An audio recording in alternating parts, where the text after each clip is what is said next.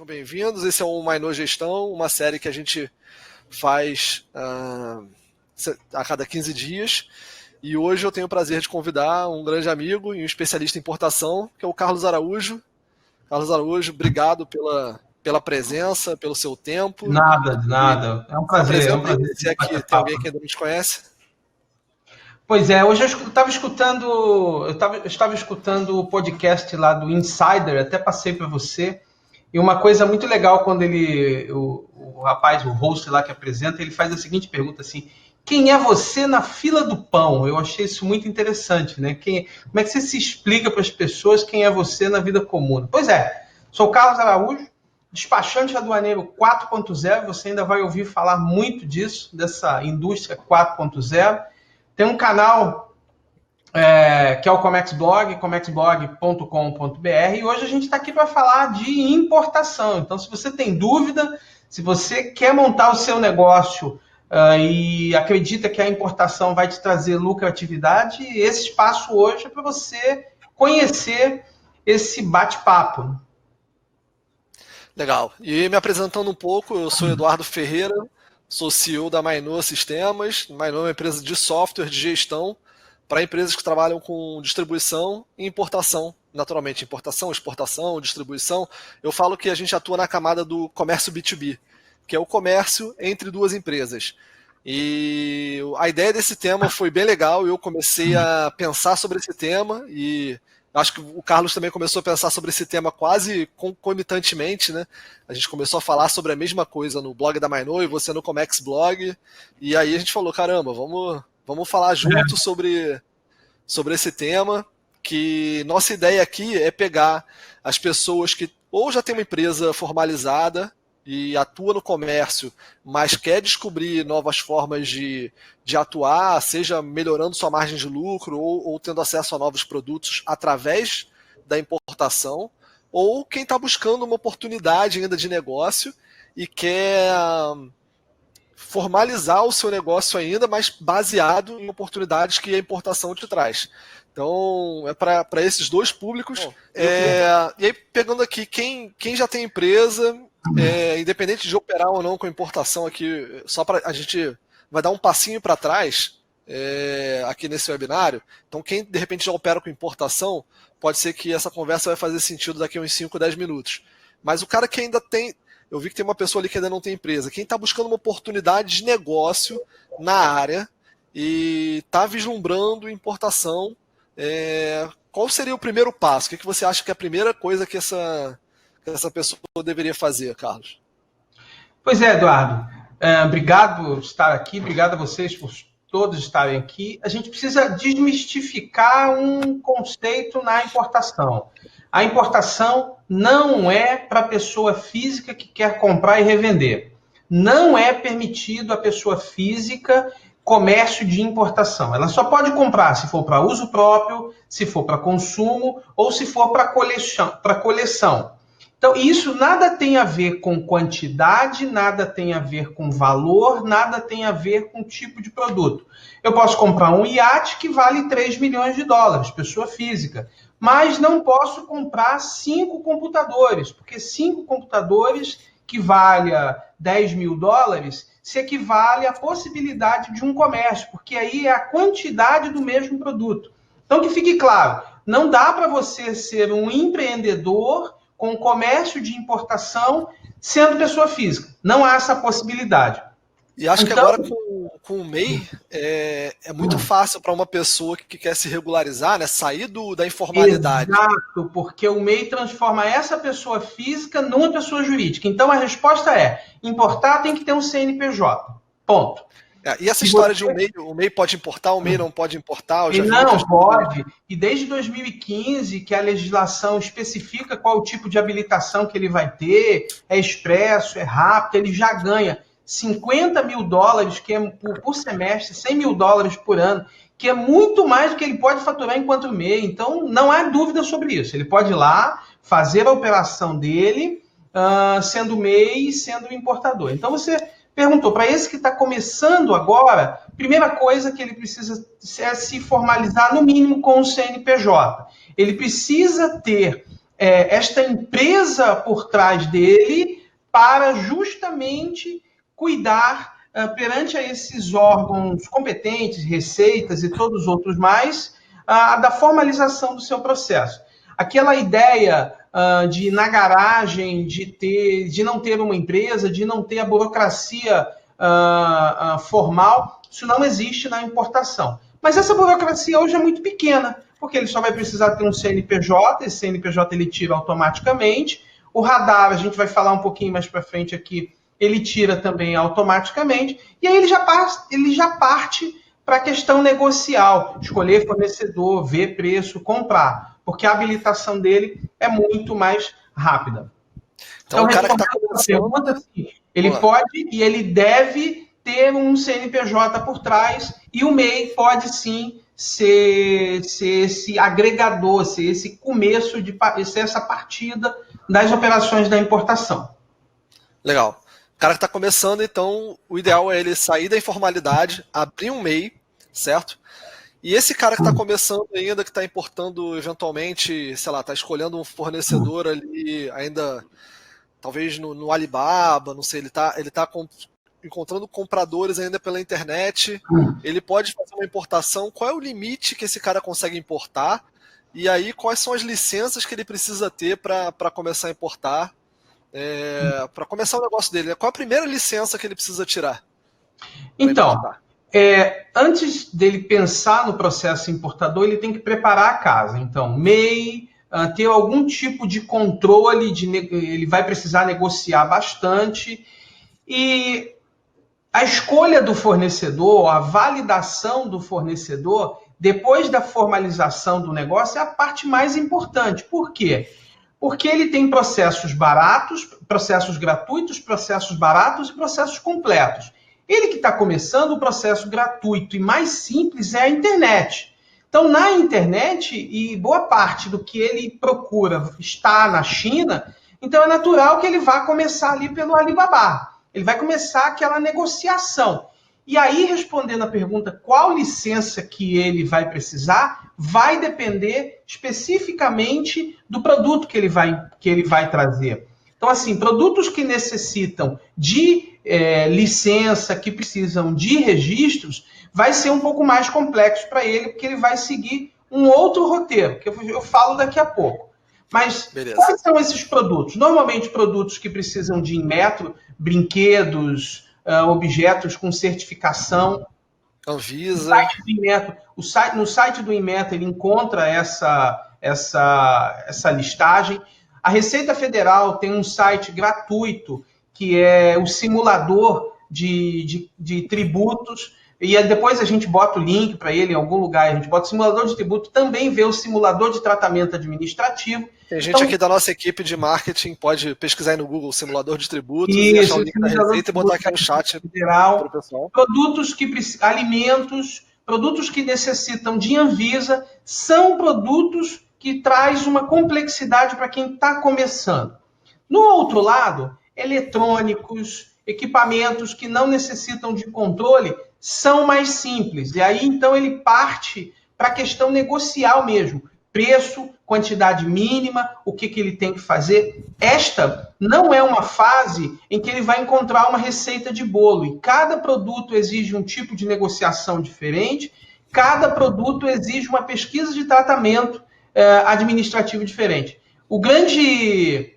A grande boa notícia é que boa parte destas informações ele acha gratuito na internet. Com um pouco de pesquisa, com um pouco de investigação, ele vai achar exatamente o que ele precisa a partir do produto. Então, se eu posso resumir, ele precisa identificar qual é a classificação fiscal desta mercadoria para ele dar o passo seguinte, que é saber qual licença que ele precisa. Já puseram até aí no nosso site qual é o link do simulador da Receita Federal. Já, o pessoal está esperto aqui. Uma vez eu vi uma dica muito legal para quem vai trabalhar com importação, que foi assim, importe um produto, que sua primeira importação, né? Olha para esse produto e fala assim, cara, não tem como eu não conseguir vender esse negócio. Então, também tem que ter o viés de oportunidade de negócio, né? Às vezes a gente vê uns produtos muito bacanas e fala, cara, isso daria tão certo no Brasil, eu conheço pessoas que comprariam isso. Então, talvez ele seja Eduardo, um primeiro no viés, Mercado assim, eu sei Livre, vender isso, no eu me Mercado identifico, eu Livre gosto. tem o Mercado Trends, que ele diz exatamente o que as pessoas estão procurando. Então, você que está nos ouvindo agora, quer ter uma ideia de nicho para atuar, você tem que entrar nesse Mercado Trends, buscar quais são as coisas que estão sendo pesquisadas, eliminar brinquedos, eliminar cosméticos, eliminar alimentos, porque isso vai te trazer um rigor muito grande no começo, que talvez você não esteja preparado e que talvez isso não te traga a lucratividade que você gostaria. Eu tenho sempre um exemplo, e quem está nos ouvindo aí que tem animal de estimação vai compreender do que eu estou falando. Você entra no pet shop, tem lá alimentos. Aquilo é altamente regulado pelo Ministério da Agricultura, ração, vacinas. Você tem a parte de medicamentos, vacinas, remédios. Isso tudo vende bastante, mas tem um controle muito grande. Mas aí você vai para aquela parte de acessórios. Brinquedinho, coleira, bolinha. E eu lembro de um caso que é um tapetinho gelado onde os cachorros deitam. Eduardo, aquilo custa em qualquer pet shop R$ 75, R$ 80. Se você entrar no Alibaba, você vai ver aquilo por $1, $2. Eu não preciso fazer conta. $2 no Alibaba, R$ 75 no Mercado Livre. Vamos fazer aquela continha aproximada. $1, não R$4, dobra R$8. O dólar pode ir para R$10 que está valendo a pena. $2 que dobra, vem para $4, e o dólar 5 que vai para R$20 eu vendo a 75. Só aí a gente já vê que é um mercado fantástico. É claro que está todo mundo pensando da mesma coisa, mas existem inúmeras oportunidades que, pelo tendências do Mercado Livre, mais o Alibaba, mais a oportunidade de você começar a negociar e comprar em quantidades pequenas. Resumo, você que está nos ouvindo agora, tem um comércio, tem uma loja e você quer crescer pela importação, esse é o bate-papo aqui que você não poderia perder. É isso aí, assim, tem muita gente de olho nessa oportunidade, mas só tem 36 pessoas assistindo esse webinário agora, então talvez nem todo mundo sabe dessa informação. Que ótimo, exatamente. Até eu tô pensando em importar coleiras agora. Que ótimo. Não é só coleira, né? É um caso que eu vejo, porque eu fui comprar esse tapetinho, Eduardo, para minha cachorra. Eu falei, não acredito que eu vou pagar 75 pilas num negócio. Mas é esse o impulso que tem que trazer. Você tem que olhar para o produto importado e falar, cara, não tem como eu não conseguir vender isso a, sei lá, R$40, entendeu? Porque 40, não. 50 com frete grátis, porque a gente adora frete grátis, né, Eduardo? A gente compra as coisas, frete grátis, mesmo que ele já esteja embutido no preço, né? Exato. E aí, assim, o pessoal tá lá no Alibaba, olhando vários produtos e tá tentando fazer uma conta rápida, assim, de margem de lucro em cima dos produtos. Uma dica que eu gosto de dar faz a continha básica, assim, $1, para cada dólar você multiplica por 4, né, que é o câmbio atual, vai estar errando pouco, vai estar um pouquinho acima, um pouquinho abaixo, multiplica por 4 e dobra o custo. É isso aí, Eduardo. É conta de guardanapo que pergunta, quanto custa? Dobra. Tem produto... mas o produto vai ter... Principalmente se você está nessa fase ainda... Que você ainda não tirou um radar, não contratou um despachante, você tem aquele imposto de importação fixo, que é 60%, e depois joga o ICMS por cima. Exato. Então, assim, vai dobrar o custo com mais o frete, não sei o que, dobrou, entendeu? Você vai errar um pouquinho para cima, provavelmente, né? Aí, por quanto eu vendo esse produto? Cara, 3 vezes mais caro. 3 vezes mais caro é suficiente para você pagar os teus custos fixos. Quando você que está nos ouvindo e pega aí o Mercado Tendências, faz a conta agora ao inverso. Pega o preço e você tem que... Esse preço tem que ser dividido por 3, né? Que é o que você está falando, Eduardo. Para o lucro, uma parte para distribuição, propaganda e qualquer coisa, outra parte para o custo. Então, vamos lá, o produto custa 2, você dobrou, foi para $4, você fez por 4, vou arredondar para 5, o dólar vai vir a 5, vamos chutar. Então, deu R$ 20 por 3, você consegue vender esse produto a R$ 60?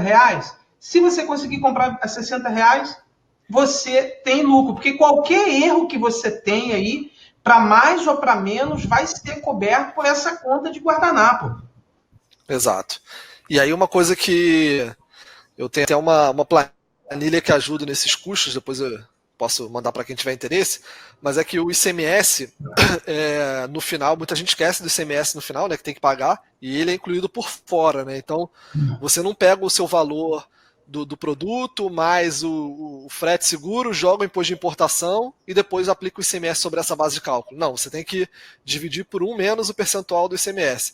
Isso tudo tá num guia que a gente vai divulgar aí daqui a pouco para o pessoal baixar, quem quiser. Mas tá essas contas bem estabelecidas aí. Então, acho que assim, encontrou um mercado, tem interesse em começar a importar, já sabe como buscar, aí o pessoal vai para aquela fase assim, como vender meu produto? Eduardo, se eu lançar um e-commerce, o que vai acontecer? Como é que eu vou atrair público? E aí, uma dica assim, eu estou tentando pensar assim, aquelas coisas assim, começa o seu negócio rápido para testar o seu produto. Cara, usa os marketplaces. Então, você tem o Mercado Livre, hoje é fácil você colocar produtos no Walmart, na Americanas, no Submarino, porque todos esses grandes e-commerce viraram marketplaces. Ah, mas Eduardo, o marketplace me cobra 15, 20% em cima do meu faturamento. 16%, se eu não me engano, o anúncio 16%. Cara, joga isso no custo. Se você tem margem para isso, né, tá trabalhando lá o tapetinho, vai ter margem de sobra para isso. Então, assim, joga isso no custo. Por quê? Porque vai ser muito mais barato, principalmente no início, porque até você formar a sua marca, você criar seu site, você ter uma estratégia digital, pagar anúncios para trazer o público inicial. Então, até você criar o seu público, leva tempo. Então, não adianta também você trazer os produtos esperando que magicamente uma hora para você vai lançar o seu site. Depende também do nicho, Eduardo. Depende do nicho. Só para dar uma informação, e isso eu tenho clientes aqui dentro que trabalham com isso, só para você tirar uma autorização na Anvisa, que não é só autorização, desde a autorização de funcionamento, que envolve o alvará sanitário, que envolve os registros, que envolve a consultoria, que envolve um responsável técnico todo mês na sua folha, custa, em média, R$40 mil, Eduardo, para você estar habilitado na Anvisa para importar cosméticos. Então, você que é MEI, você que quer começar o seu negócio agora e vislumbrou essa ideia de importar cosméticos, eu tenho uma notícia triste para te dizer. Não é para MEI. Porque R$40 mil é metade do faturamento dele. E outra, R$40 mil independente da quantidade de produtos que você vai importar, porque é muita coisa. E a segunda notícia ruim, entre 4 e 6 meses para você conseguir essa autorização. Então, esse não é um mercado, esse não é um nicho para quem está começando. Ah, mas eu importo, eu recebo aqui algumas notícias via site, eu importo pelos correios e agora eu quero me formalizar. A notícia que eu tenho para ele é o seguinte, está dando certo o jeito que você faz aí hoje, na quantidade pequena? Tá, então continua, porque uma hora vão parar as suas operações. Não dá para você se formalizar nesse ramo de negócio. Agora, tem vários outros que são acessíveis para quem está começando, são acessíveis para quem tem pouco capital, são acessíveis para quem vai comprar em pequena quantidade. Então depende do nicho, por isso que não tem uma forma de bolo, por isso que não tem uma regra específica. Você tem que ir lá e testar, validar, e fazer isso muito rápido, porque se der errado, você vira a chave.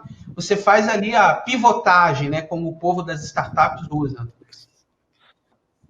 Perfeito. Tudo que a gente falou até agora, a gente está falando para o cara que é MEI, vai importar até $3 mil, certo? Isso aí. Que não precisa de radar, correto? Exato. Agora, beleza, o radar é a licença. Tem produtos que ele não consegue fazer sem radar, porque são produtos que exigem licenças, registros prévios. Assim, mas o que a gente falou de produtos sem licença, os acessórios, que eu me lembro aqui, eletrônicos, tudo isso ele pode... peças para computador, tudo isso ele consegue fazer diretamente sem a necessidade dessa burocracia. Entrega na casa dele, pagando 60% mais ICMS. Legal. Agora vamos pensar aqui na seguinte situação. O cara começou, estava no MEI, está sendo bem sucedido, está dando certo, ele quer dar um passo mais na frente, ele quer trazer mais de $3.000, ou uma outra situação, o cara fala, não, Carlos, eu entendo que cosmético é complicado, cosmético é difícil, mas eu estou vislumbrando uma oportunidade aqui, esse produto vai dar muito certo e eu estou disposto a desembolsar as 40 pratas lá para pagar para a Anvisa, porque está estruturado no meu business plan, eu tenho investidor, enfim. O cara quer se formalizar, certo? Aí ele vai precisar ter uma licença, que na verdade é uma habilitação, certo? É uma habilitação. Que é o famoso radar. Exato. Quais são os tipos de radar que ele pode tirar e o que você recomenda, como começar, ou como ir para esse outro nível, né? Eduardo, desde 2015, que a Instrução Normativa 1603 simplificou ao máximo esse processo.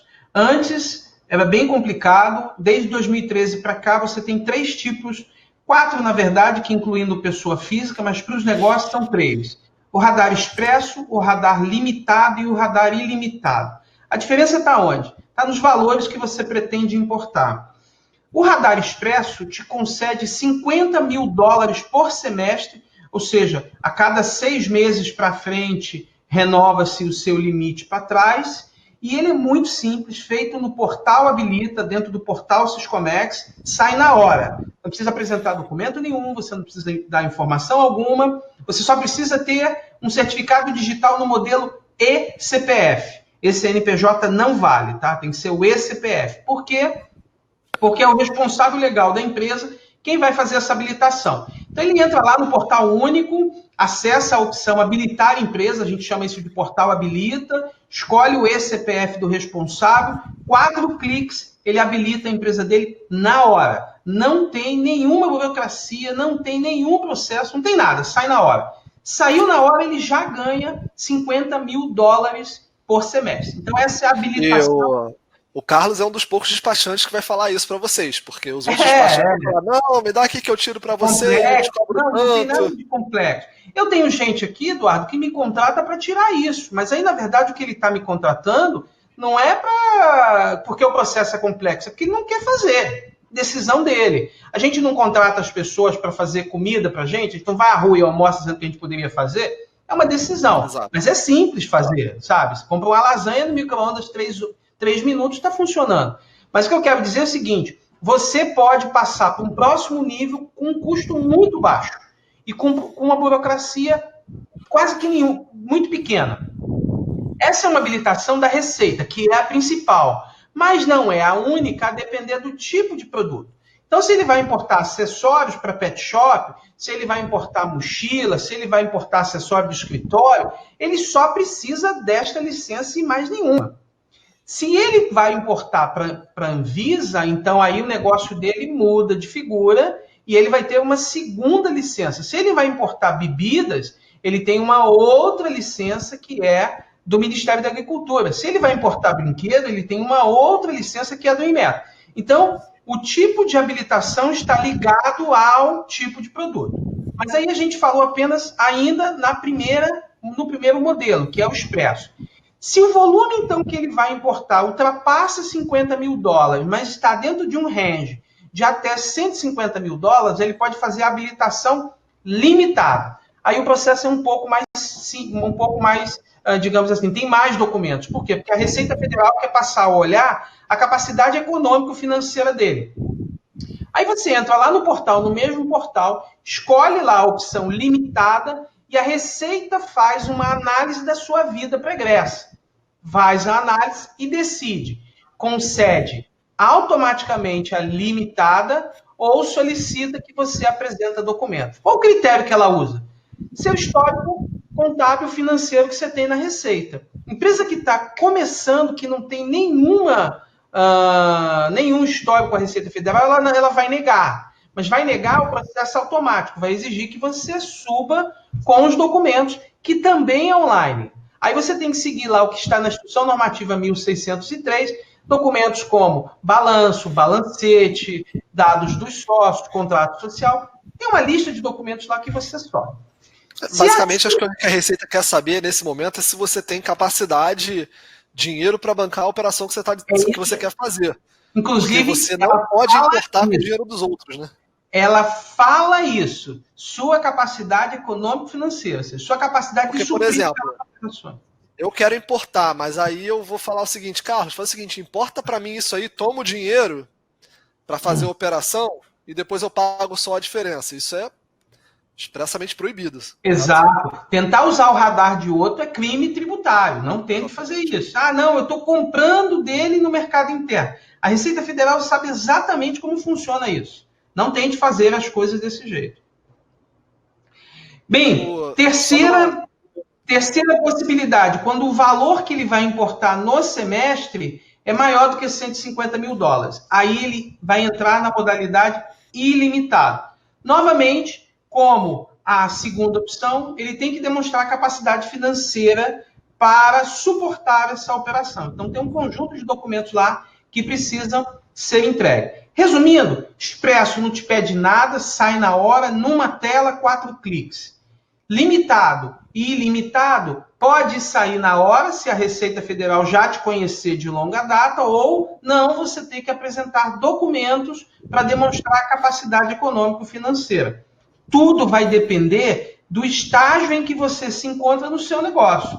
Você que está nos ouvindo e quer fazer a primeira operação agora, quer conhecer como funciona esse mundo da importação, eu te recomendo que você tire o MEI, que você tire o Radar Expresso e comece devagar, comece com operações devagar. Até porque, se algo der errado, você tem tempo e fôlego para se recuperar. Porque, na verdade, como em qualquer negócio, não é erro, é aprendizado. Então, você tem que errar rápido para corrigir isso muito rapidamente.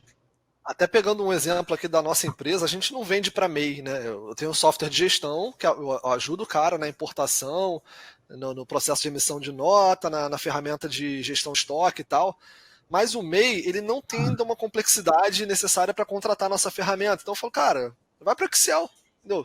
Faz no Excel por enquanto, você está validando o seu negócio ainda. Você está vendo se essa operação vai dar certo. Se eu não me engano, apenas 4 estados no Brasil inteiro concedem inscrição estadual para o MEI, ou seja, o MEI vai tirar a carga do armazém com outro tipo de, digamos assim, controle. Eu ouvi dizer que no Rio de Janeiro, por exemplo, o MEI não precisa apresentar a nota fiscal. Alguém que conhece do negócio que falou isso. Como é que tira, então? Vai lá no terminal, vai lá no armazém e se informa como é que a operação vai acontecer. Por quê? Porque existe uma característica diferente para o MEI, mas o MEI pode importar, o MEI pode internalizar essa operação e ele pode vender também, qualquer marketplace. Eu mesmo, ao comprar de alguns marketplaces, pergunto, é MEI? O cara é. Aí eu decido se vou comprar ou não, por causa que não vai ter nota fiscal. É uma decisão que está na mão do cliente e não de qualquer outra, digamos assim, qualquer outro controle.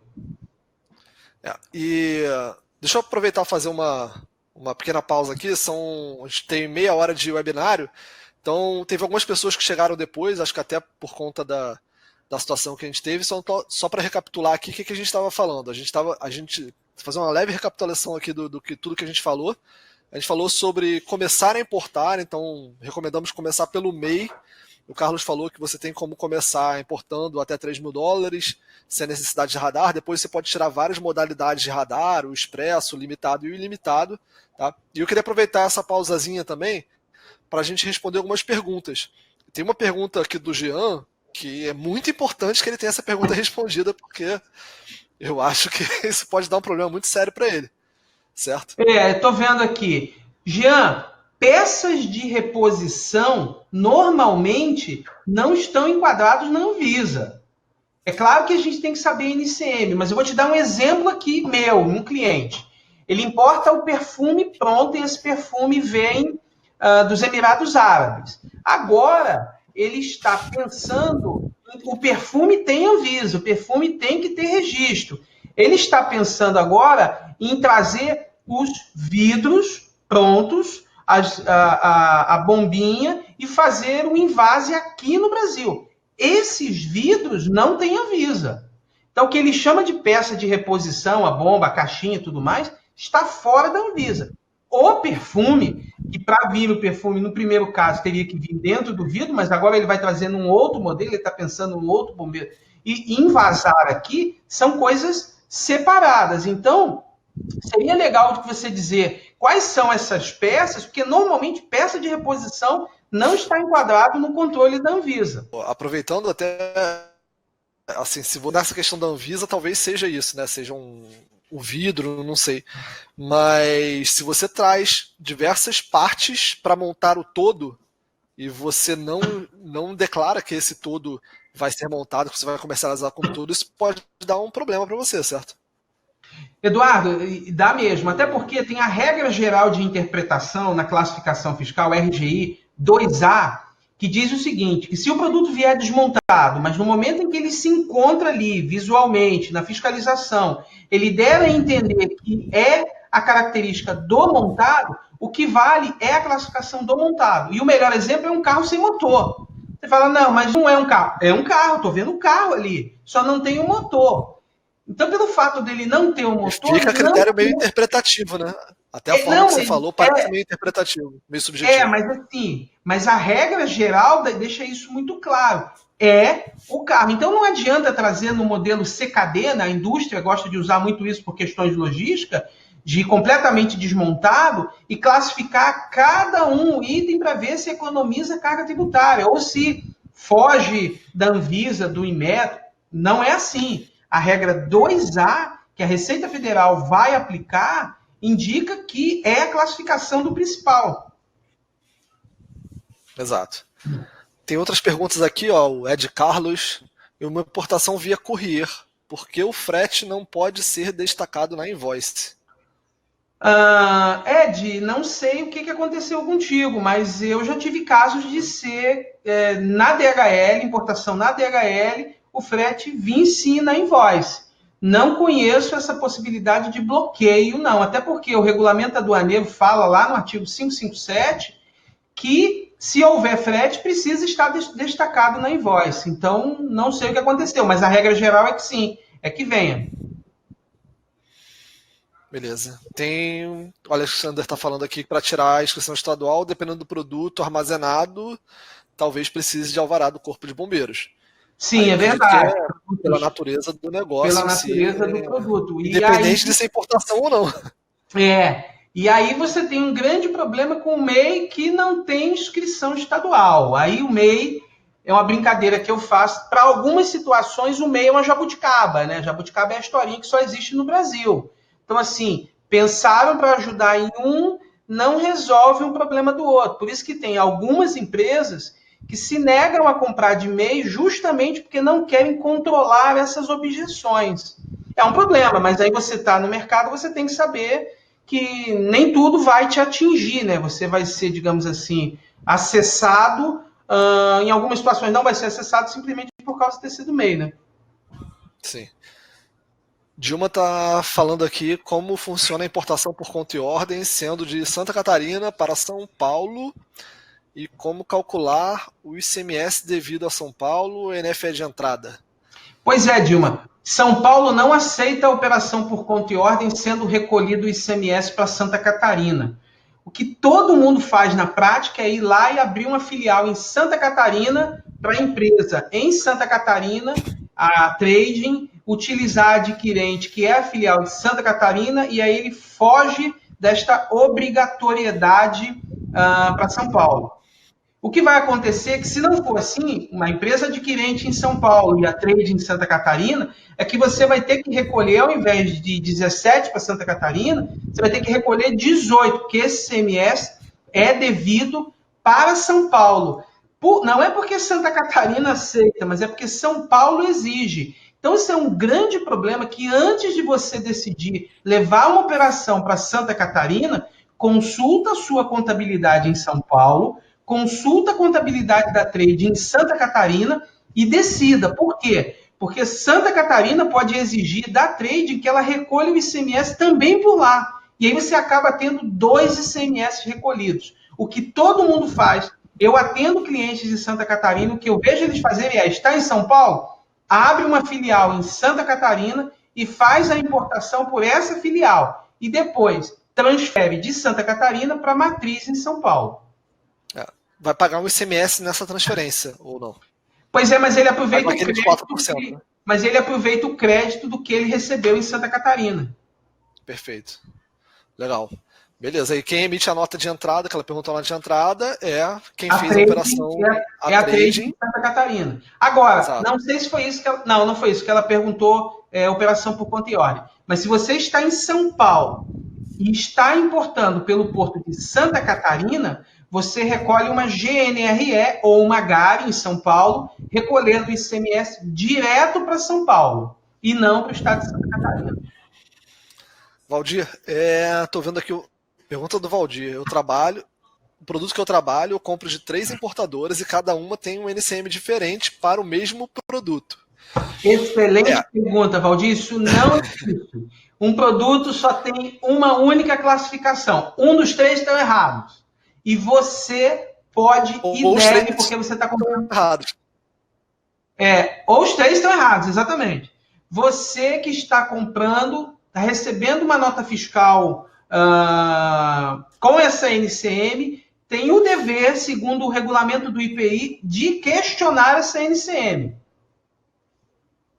Exatamente. Eu já vi, inclusive, clientes nossos aqui, importadores, quando foram vender para grandes empresas que fazem essa auditoria.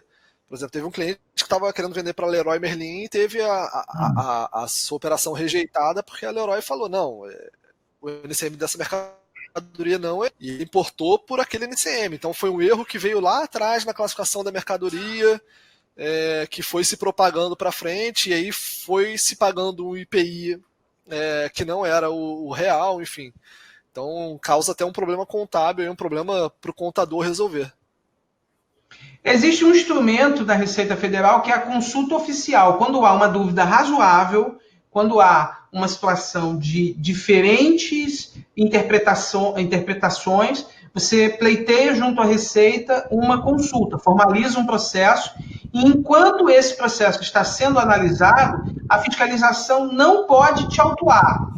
E se depois que terminar ela der a resposta e for contrária àquilo que você entendia, porque você tem que dizer qual é o seu entendimento no pleito, você não tem multa, você só recolhe diferenças se houver. Se houver diferença maior, você recolhe. Se houver diferença menor, você pede o crédito, ou você solicita o crédito daquilo que você pagou, mas não tem multa. Só que aqui um segredinho, Eduardo. Eu não vejo os empresários fazendo isso, e é de graça essa consultoria. Essa consulta, melhor dizendo. Você pode ir lá, ver a instrução normativa que trata disso e pleiteia. Você só tem um formulário extenso para fazer. Mas e daí? Você, nesse caso do seu cliente, ele poderia questionar a Leroy Merlin, dizendo, eu tenho uma consulta aqui da Receita Federal dizendo qual é a classificação correta. A sua classificação está errada. E aí, ele poderia alertar a Leroy por esse problema. Pessoal, eu tirei uns 10 minutinhos para a gente responder algumas perguntas. Continuem mandando perguntas. A gente vai seguir mais um pouquinho com o webinário e lá para as 5 horas mais ou menos a gente vai... Fechado? E também para quem ficar aqui até 5 horas, a gente vai soltar um linkzinho aqui que é um guia para quem está começando a importar. Boa parte do que a gente conversou aqui consolidado no material. Beleza? Mas podem continuar mandando as perguntas aí que a gente vai responder lá no final. Carlos, só retomando aqui a nossa história, a nossa jornada do importador. Vou chamar de nada do importador. Era aí, porque até você recomendou que foi normal. Para importar, sendo simples nacional, eu não sei se vale tanto a pena porque você não consegue se aproveitar dos créditos que você tem na hora da importação. Tem um ICMS, ainda você vai pagar um DAS, então você não consegue fazer com que isso seja gerado o imposto que você paga lá na ponta. Então, talvez faça sentido para o importador ir direto do MEI para um regime normal, sem passar pelo Simples Nacional, ainda que o faturamento comporte sendo simples. Ou falei alguma bobagem? Ou então o negócio dele é tão lucrativo, ele compra por um, vende por três, sabendo que todos esses tributos que ele paga na entrada não vai apresentar. Por isso é que a gente não falou até aqui agora, mas o importador precisa ser um mestre Jedi em planilha, em custo de importação. Se ele for um padawan, não vai dar certo. Legal. Beleza. E, bom, seguindo essa jornada aí do importador, o cara chegou no momento. Que momento que ele precisa, por exemplo, ter a ajuda de um despachante aduaneiro, contratar um despachante aduaneiro? Ele é obrigado a contratar um despachante aduaneiro em algum momento? Não, Eduardo, ele não é obrigado. A profissão de despachante aduaneiro é uma profissão que a legislação trata como facultativa, ou seja, ele escolhe se ele quiser. Mas o despachante é muito mais do que alguém que preenche formulário. Já deixou de preencher formulário há muito tempo e cada vez mais os processos está sendo simplificado. O despachante torna-se o quê? Um consultor. É alguém que conhece de operação, é alguém que conhece de custo, é alguém que conhece classificação, é alguém que conhece de procedimentos e é alguém que vai dizer para ele assim, ó, tá na hora de você sair do simples e entrar no regime comum porque você está perdendo dinheiro. Mas ou não, ó, é melhor você continuar no simples nacional, porque o que você está pagando na saída está muito bom, e ajudar aqui a te fazer contas. Então, a ideia de ser um mestre Jedi em custos, o despachante tem que estar preparado para isso, e está. Ou seja, é alguém que vai ajudá-lo de uma ponta a outra, porque tem inúmeras fases, a logística, a pré-embarque, a logística, o acompanhamento até a chegada e a liberação, e vai um pouquinho mais, ou seja, tem questões contábeis, depois que a carga está desembaraçada, que precisa ser, digamos assim, preenchidas. A gente sabe muito bem a dor que é cuidar dos procedimentos contábeis para liberação alfandegária, uma nota fiscal de entrada, como é que ele faz isso, por onde ele começa. Então, a partir do momento em que ele decidiu, primeiro ele já saiu daquele nível ali de acima de $3.000, ou que ele está naqueles produtos que necessitam de controle, tem licença prévia, tem registro prévio, e que ele vai, então, decidir. Ele quer cuidar de tudo sozinho ou ele quer focar em venda, distribuição e atendimento ao cliente? Nesse momento, essa decisão é que ele busca, então, um despachante, que é muito mais do que um preenchedor de formulário. Ele é ali um consultor aduaneiro, é alguém que vai cuidar em todas as fases de cada uma dessas obrigações, que não são poucas. Até a mercadoria está batendo lá na porta do seu cliente. E o interessante, o despachante cobra valor por processo. Então, não é percentual, não é salário, não é folha de pagamento. Se o cliente tem 20 processos no mês, 20 vezes aquele honorário. Se não tem nenhum, não paga-se nada. O despachante trabalha de mãos dadas com esse importador. Exatamente. É a mesma. Terceirizar os serviços que não são os nossos core business faz parte de uma boa estratégia de negócios, né? É a mesma coisa porque que no início a gente começa uma empresa terceirizando a contabilidade, né? Ninguém abre uma empresa e fala, oba, vou contratar um contador. É meu sonho abrir uma empresa e contratar um Vou contador. comprar um caminhão e fazer a distribuição. Exatamente. Ninguém sonha com isso, né? A verdade é que todo mundo abre uma empresa pensando, cara, eu vou vender esse produto, cara, e vou ter Atender o o retorno que eu cliente. espero. Vou atender o Atender cliente. o cliente, exatamente, gerar valor para o cliente, e aí, como consequência disso, eu vou ter um retorno financeiro. Esse é o principal objetivo do negócio. Agora, ninguém acorda pensando assim, oba, hoje vou importar, vou preencher um formulário de importação, que maravilha. Então, são coisas que fazem sentido você terceirizar, porque não faz parte do seu core business, e para você poder se concentrar na gestão, porque assim, gestão de estoque, gestão financeira, vendas, são três Pilar. pilares de um negócio, né, principalmente um negócio baseado em produtos, né, fundamentais para a sua empresa. O gestor da empresa ele tem que estar extremamente concentrado nesses três pilares: gestão financeira, gestão de estoque e gestão de vendas. Porque vendas, se você não tem cliente nenhuma conta fecha sem vendas. Financeiro, porque você precisa calcular muito bem, saber qual a margem de seus produtos, você precisa saber fechar o seu fluxo de caixa, né? É o básico de qualquer empresa, mas a gente sabe que nem todas as empresas fazem.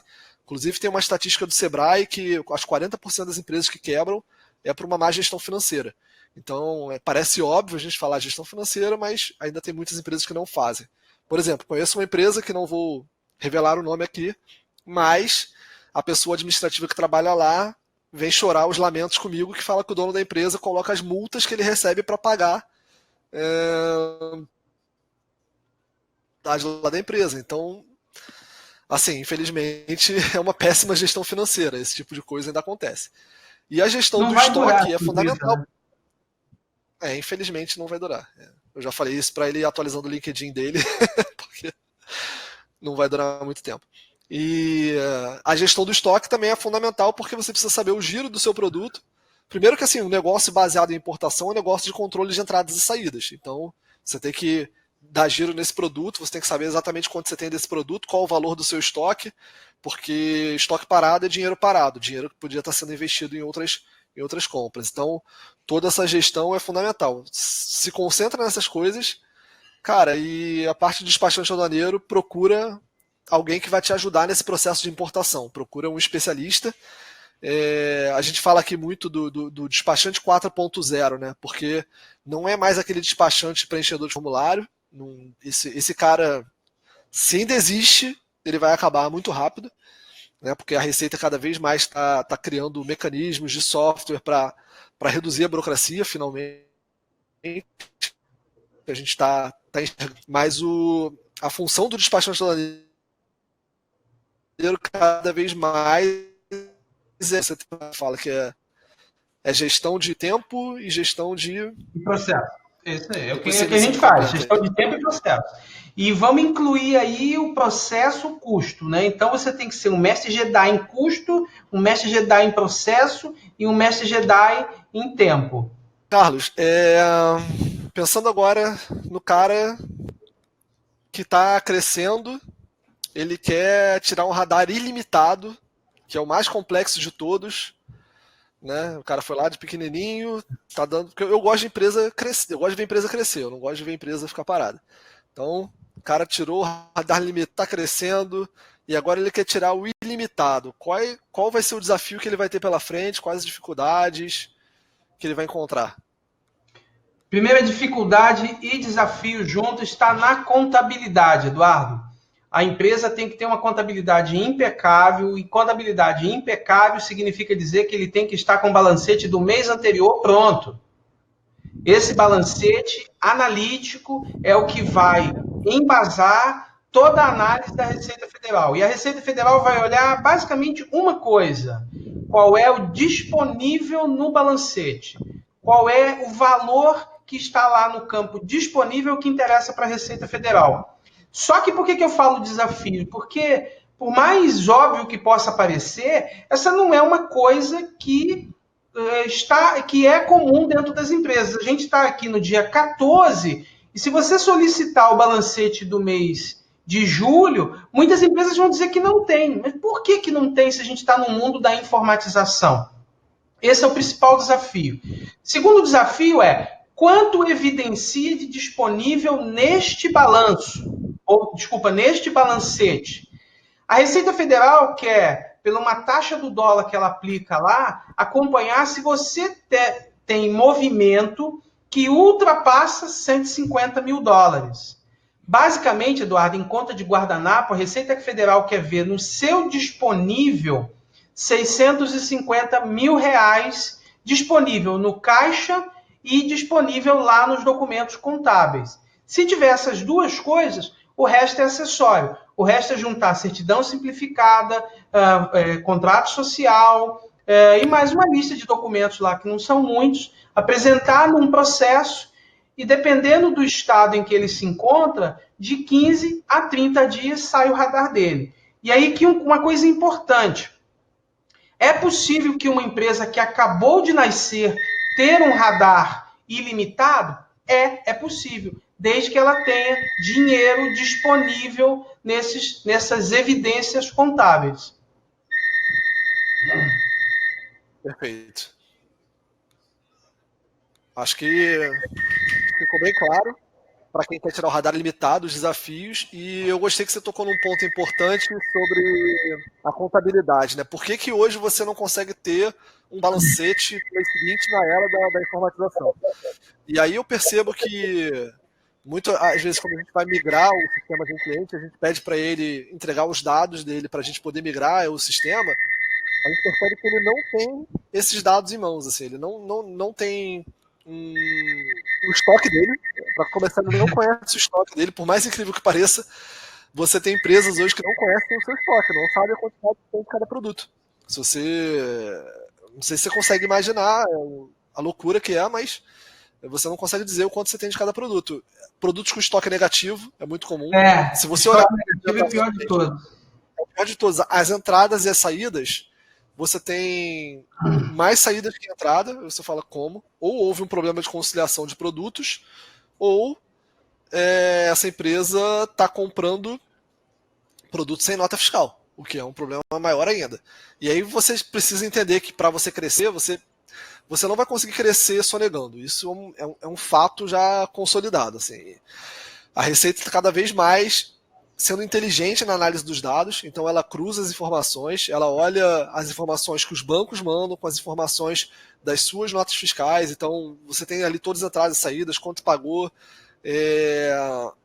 e essa inteligência, algoritmos de inteligência artificial estão sendo usados para pegar esse tipo de situação. Então, evite ao máximo, cara, faça o seu negócio funcionar da forma correta, da forma certa. E eu vejo muitas empresas, o que é mais incrível isso, às vezes gastando mais de overhead de processo para fazer a coisa errada do que se fizesse a coisa certa. Mas eu já vi isso inúmeras vezes.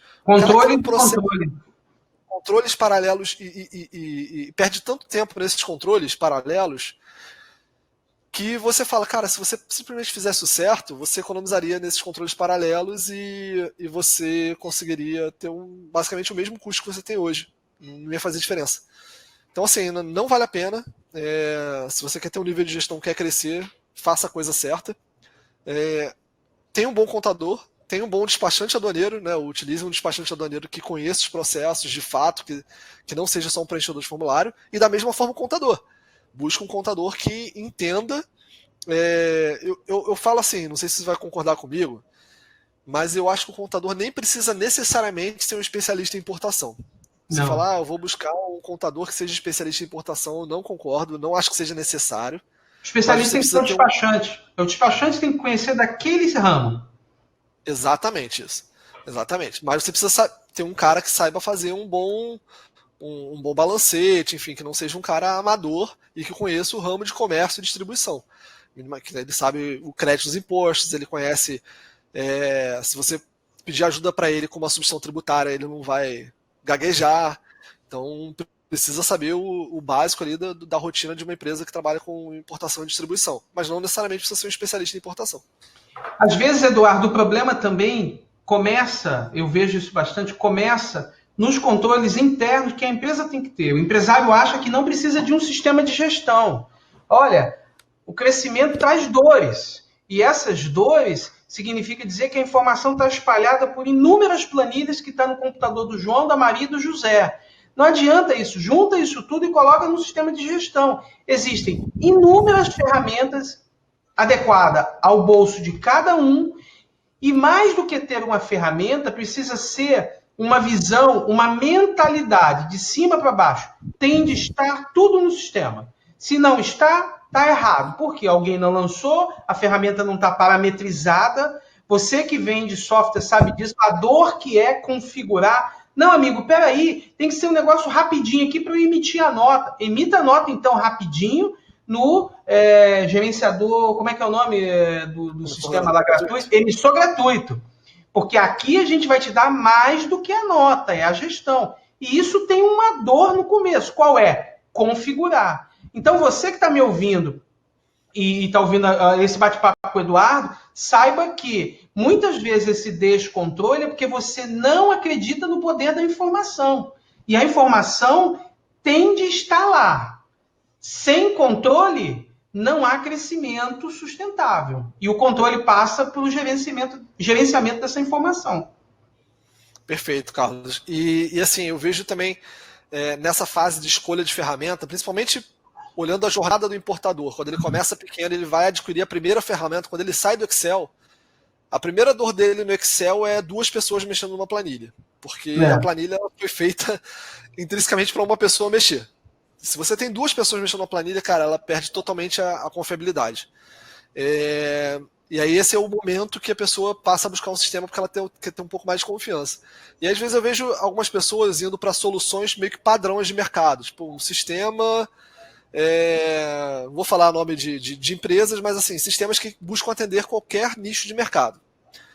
E aí, assim, esse cara vai te atender em certo ponto? Vai te atender em certo ponto, mas ele não entende do teu business, ele não entende. Na hora que você for precisar fazer uma nota de importação, vai dar problema. Na hora que você precisar fazer uma nota com substituição tributária, vai dar problema. Então, assim, se você quer começar um negócio já pensando em escala, pensando em crescimento, pensando, cara, estou fazendo minha primeira importação, mas eu vou fazer a segunda, eu vou fazer a terceira, eu já quero consolidar uma ferramenta. Onde eu vou ter esse controle daqui para frente? Pensa em uma ferramenta que atenda o seu nicho, de distribuição, de importação. Pesquisa no mercado, não existe só a Mainô, existem outras, então pesquisa, mas... A importação é uma ciência, Eduardo. A importação é uma ciência. Não adianta que você não vai customizar a ferramenta que nunca ouviu falar, a começar pela nota fiscal de entrada. Esse é o principal dilema, que é ali que começam as coisas. Então não adianta tentar dizer assim, não, eu vou pegar o meu programador e customizar essas coisas. Vai dar errado. A gente até brinca quando isso acontece que na empresa a gente fala, não, beleza, tudo bem, vai lá. Aí a gente já sabe que daqui a 2, 3 meses a pessoa volta. E perdeu dinheiro, né, Eduardo? Nesse período ele perdeu dinheiro. Perdeu dinheiro e perdeu tempo, né? E às vezes negócio, né? Dependendo da empresa que você está vendendo, se você não tem todo o processo certinho desde o início, você perde inclusive negócio. Cara, eu vou fazer o seguinte, Carlos, a gente já deu aqui 5 horas e 4 minutos, 5 e 5. Eu vou abrir para a gente dar a última palavra. Depois dessa última palavra, vou responder as perguntas que estão ali, mas eu queria já agora antecipar quem ficou aqui com a gente até o final. Eu vou pedir para a minha equipe colocar um link no bate-papo, um link para baixar um guia de importação, que é para a galera que está começando a importar, que está querendo tirar algumas dúvidas, ou até para você que já importa e está querendo validar o seu processo, encontrar alguma coisa. Eu brinco que a gente sempre aprende alguma coisa, né? Por mais que a gente vá assistir um webinário e eu já importo, mas acho que a gente sempre aprende uma coisa nova. Deixa eu dar uma olhada aqui nas perguntas. Ficaram algumas perguntas pendentes aqui. Deixa eu ver aqui. A gente tinha parado na do Valdir, certo? Aí o Jean perguntou aqui, Carlos, os certificados dos fabricantes chineses têm algum valor no Brasil? Valdir, depende. É preciso ver o tipo de produto, porque você tem certificadoras aceitas pelo Brasil e outras não. Se você estiver falando de Inmetro, tem empresas que são aceitas, tem outras que não são. Se você está falando do Ministério da Agricultura, por exemplo, o Ministério da Agricultura catalogou todos os laboratórios de certificação no mundo e tem uma ferramenta gratuita chamada Syscole, que você pesquisa se aquele fornecedor, se aquele laboratório que emita aquele certificado de origem está validado no Brasil. Então, é um negócio bem detalhado. No caso da Anvisa, ela tem os controles internos delas, então, na maioria das vezes, sim, isso é possível, mas é preciso ver caso a caso, porque é o produto quem dita a regra. Acho que tem burocracia, mas tem informação, né? Tem informação. E são informações públicas, gratuitas, você entra lá e pesquisa. Legal.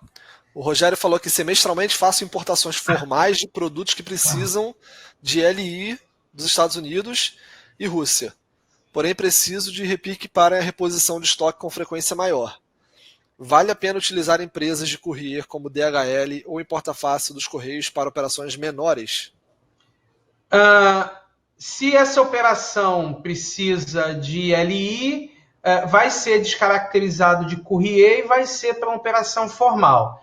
A DHL também faz operação formal, mas você precisa ter radar, e se você está tirando LI, você tem radar. Infelizmente, o que eu vou dizer agora eu não gostaria de dizer, mas fuja do importa fácil. O importa fácil é algo que não foi feito para ajudar. Pode ser até um pouco mais barato, mas no fim das contas, sua carga pode ficar perdida lá um baita de um tempo, que isso vai ser ruim. Como é reposição de estoque, cargas pequenas, vale a pena sim utilizar esses serviços expressos, mas não vai ser na modalidade de importação expressa, que é lá o courrier. E sim, a DHL fazendo o transporte, a DHL fazendo o desembaraço. O que você tem que ver é conta, porque o frete dela pode ser mais caro do que você ir ao mercado e cotar com um agente de carga da sua confiança. Legal.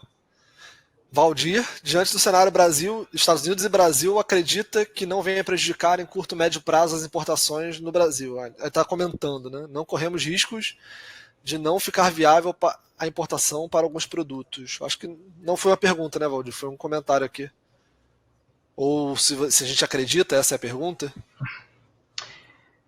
Não sei dizer, isso é uma coisa bastante difícil, mas o Brasil está com um alinhamento muito grande com os Estados Unidos, já estão falando em acordos bilaterais, coisas que a gente nunca teve na história desse país, o que é fantástico, porque o mundo inteiro quer vender para os Estados Unidos. O Chile aqui do lado tem acordos específicos com os Estados Unidos. O Brasil, talvez por uma questão ideológica, é difícil dizer, é que sempre achou que não deveria se aliar, mas enquanto a gente reduziu o comércio com eles, a China tomou o nosso lugar nos Estados Unidos. Então, eu acho, sim, que vale a pena esse alinhamento.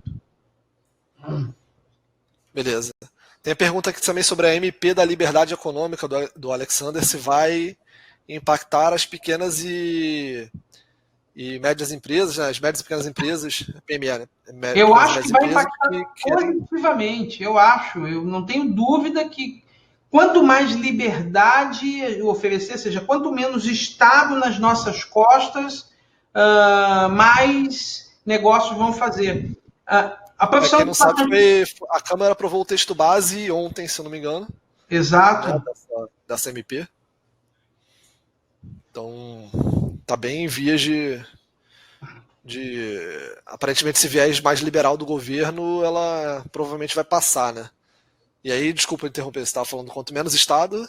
Quanto menos Estado, mais negócio a gente pode fazer. Assim. A gente não pode imaginar que o Estado vai conseguir suprir todas as nossas necessidades. Não. O mercado vai se autorregular ali e achar uma boa solução. O grande problema é que a gente passou muito tempo não acreditando nisso. Né? A gente passou muito tempo entendendo que o Estado precisava regular tudo. E aí você tem situações esdrúxulas, como o caso do canabidiol, em que o mundo inteiro já está ali aprovando e a Anvisa, por causa de uma resolução, bloqueia a importação para a pessoa física. Você tem que entrar na justiça para se fazer um direito que é líquido e certo, né? Por quê? Porque a burocracia está sendo mais importante do que a solução. Eu não confesso que eu não vi ainda os termos da MP, mas todos os termos, não sei se tem algo relacionado à importação especificamente, mas eu acho que vai facilitar o mercado como um todo para todas as pequenas e médias empresas, né? Uma das coisas que eu tinha visto é a questão do alvará. Atividades de baixo risco não vão precisar de alvará, porque o alvará é uma piada, assim, é aquela típica burocracia criada à toa. Muitas vezes você tem necessidade de ter alvará para empresas que não fazem o menor sentido, não tem nenhum risco à atividade e você tem que ter um alvará. Então, meu caso aqui, deixa eu contar um caso na cidade que eu estou, que é Vila Velha. Eu estou desde abril aguardando um posicionamento da vigilância sanitária e eu só presto serviço. Aí um KNAI, que é o de treinamentos, que eles tinham que vir aqui, que ainda não vieram, para ver se eu tinha adequação. Mas eu falei, mas eu só faço treinamento online. Então você faz uma declaração dizendo que você não usa, você não bota gente aqui dentro. 3 anos e eu não tenho ainda o posicionamento oficial. Meu alvará é provisório. Pois é. Então é esse tipo de coisa que a gente estava falando, você vivenciou na pele. Como se funciona o certificado de origem do Chile? Pode ter divergência de valores do BL, Eu etc. entendi bem, Alex, assim, o certificado de origem com a invoice não pode ter divergência, ele tem que ser a cópia da invoice. Mas o BL não tem impacto nenhum no certificado de origem, tanto que eu emito o certificado de origem antes da carga embarcar. Então, certificado de origem com o BL não se compara, certificado de origem com a invoice tem que ser exato, não pode haver divergência. Beleza. A Aline está perguntando se compensa fazer o radar, o expresso, imagino que não seja o café, seja o radar, e depois pedir revisão. Aline, é o que eu faço. Eu começo com o expresso porque eu já tenho um passarinho na mão. Depois eu peço a Inclusive, você revisão. recomendou aqui no webinário, né? Justamente fazer isso, começar com o expresso. Beleza. Carlos, te agradecer, dar aí a oportunidade para você falar as últimas palavras aqui para o nosso público. Por favor, se Eduardo, despeça. agradeço imensamente, adoro conversar, adoro falar, gerar conteúdo. E eu não só gero conteúdo, né? Eu estou com a mão na massa aqui. Então, se com a sua permissão, eu queria dar o meu link do LinkedIn para o Claro, pessoal. Vou colocar aqui. pode botar. Por favor, podem adicionar, tá aí o link. E também um podcast. Vou colocar aqui o link, que é Cara, esse podcast é muito bom. Podem você que ir na vai fé. do trânsito para o trabalho, enfrenta trânsito, seja no carro, seja no ônibus. Eu sempre tenho um conteúdo novo lá. Tá aí o link, você pode escolher o Spotify, o Google, o que você quiser, tá tudo aí. E a gente se vê por conteúdos. Eu fico muito feliz de estar falando para você que quer começar a importação agora. Procure estudar, não adianta que você nada vai cair do céu. E se a gente, quando tiver uma próxima oportunidade, é só convidar, Eduardo. Não vou esperar o segundo convite. O primeiro eu já estou na porta. Beleza, Carlos. Você com certeza sempre muito solícito aqui com a Mainô. Eu agradeço imensamente sua participação. Esse tema especificamente de começar a importar e pegar as empresas que estão começando é um tema que me interessa muito, porque eu acho que a gente está no momento do Brasil de retomada econômica e eu tenho como propósito pessoal e a Mainô tem como propósito assim, ajudar o possível nesse momento de retomada econômica. A gente quer ver as empresas voltarem à ativa, né? O país voltar a gerar emprego, enfim, tudo aquilo que a gente gosta para a economia do país. Então, a gente inclusive está abraçando aqui empresas que estão começando com propostas diferenciadas. Então, se você está começando aqui e quer começar do jeito certo com a Mainô, utilizando um software de gestão que vai te levar para um outro patamar futuramente, cara, fala com a gente, não deixe de falar com a gente. Olha outras opções também, não tem problema nenhum. É importante. Agora, fala com a gente também, porque a gente está querendo abraçar você e pegar lá desde o início. A gente tem um caso de uma pessoa que fechou com a gente, uma empresária que fechou com a gente. Ela tinha acabado de abrir empresa lá em Santa Catarina e fechou com a gente o sistema. A gente fez uma negociação diferente com ela e foi muito legal porque, assim, o que tocou o coração foi ouvir o projeto dela, sabe? Quando ela falou o projeto dela, ela falou, não, daqui a 6 meses eu vou estar assim, daqui a 1 ano eu vou tirar o benefício e vai acontecer isso e aquilo. Eu falei, cara, que bacana, assim, que ela tem um projeto que... Então, assim, eu morro de vontade, adoro ver empresas com projeto de crescer, de crescimento. Então, o que a gente puder ajudar aqui na Mainô, certamente a gente vai ajudar. A gente ajuda não só com software, mas também temos um blog, então você pode visitar o nosso blog, blog.mainô.com.br, tem diversos artigos, conteúdos. Dá uma olhada lá nos nossos vídeos do YouTube também, que são muito bacanas. A gente tem vídeos não só sobre o sistema, mas com alguns conteúdos também legais. Nossa página no Instagram, Facebook, sempre com muitos conteúdos. Cara, pode ir na LinkedIn também, né, Eduardo? Você é LinkedIn ativo no também. LinkedIn, né? É verdade. Podem... Vou botar meu link aqui, eu vou procurar enquanto isso. Eu publico bastante conteúdo no LinkedIn. Eu sou um cara de tecnologia, né? Então, vou pedir para alguém botar o meu LinkedIn aí, porque eu estou fazendo esse webinário de um computador que não é o meu, mas alguém vai botar aqui. Então, eu sou um cara bastante ativo em tecnologia, então gosto muito de tecnologia. Eu acho que a gente se fala muito bem, né, Carlos? Porque você também é um cara, apesar de despachante aduaneiro, um cara de importação, que sempre teve um viés de usar bastante a tecnologia para falar de negócios e para falar de gestão, de importação. Então, acho que a gente se encontrou aí nesse caminho, foi muito bacana. Cara, mais uma vez foi um prazer estar com você, Prazer todo meu. bater esse papo. A gente vai estar junto no Mainô Business Conference, que eu também não posso deixar de falar, que é o evento da Mainô, que a gente vai falar muito de importação, mas com um viés bastante diferente. A gente quer discutir o futuro da importação, discutir o que está acontecendo nesse momento, o que vai acontecer nos próximos 2 anos, para você, não só da importação, mas da exportação também, que eu acho que é algo que a gente pode levar como um tema para o próximo webinário, falar de exportação. Mas a gente vai fazer, e eu falo que ele vai ser o maior evento de comércio exterior do Brasil, pelo menos o maior evento que discute inovação em comércio exterior do Brasil. Porque os outros eventos, se você for, você vai ouvir sempre, desculpa assim, mas a mesma ladainha de sempre, o mesmo blá blá blá. Cara, e no Um monte de estatística, um monte de estatística. Exatamente, e o convidado vai ser o ministro que vai lá fazer um merchan. Cara, no Mainô Business Conference a gente vai ter palestra de importação com caras como o Carlos, vão ter painéis, mas a gente vai ter muita palestra de negócios. Então, a gente vai ter palestra, por exemplo, do Thiago Reis, que é um cara muito conhecido em vendas. Por quê? Porque, cara, o importador ele precisa vender, né? Ele precisa...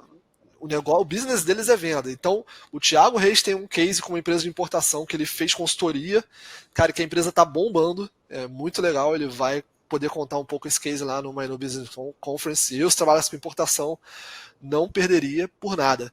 Então, assim, a gente vai ter palestras sobre liderança, sobre questões de gestão de empresa mesmo, e também sobre importação, claro, porque a gestão de empresas de importação e sobre exportação, sobre o comércio exterior no geral. Mas não é uma coisa acadêmica, é uma coisa de mão na massa, entendeu? Então, convido vocês aí no dia 17 de outubro para estar comigo e com o Carlos, que vai ser um dos nossos palestrantes no Mainô Business Conference. Mais uma vez, obrigado a todos que ficaram até agora. É incrível ver um webinar onde a maioria das pessoas fica até a parte final aqui dos agradecimentos, geralmente. Segurar o play até o fim. Muito obrigado, hein? Isso aí. Obrigado, galera. Espero que tenham gostado. E um grande abraço. Até a próxima. Tchau, gente. Até mais, Eduardo. Obrigado, hein? Obrigado.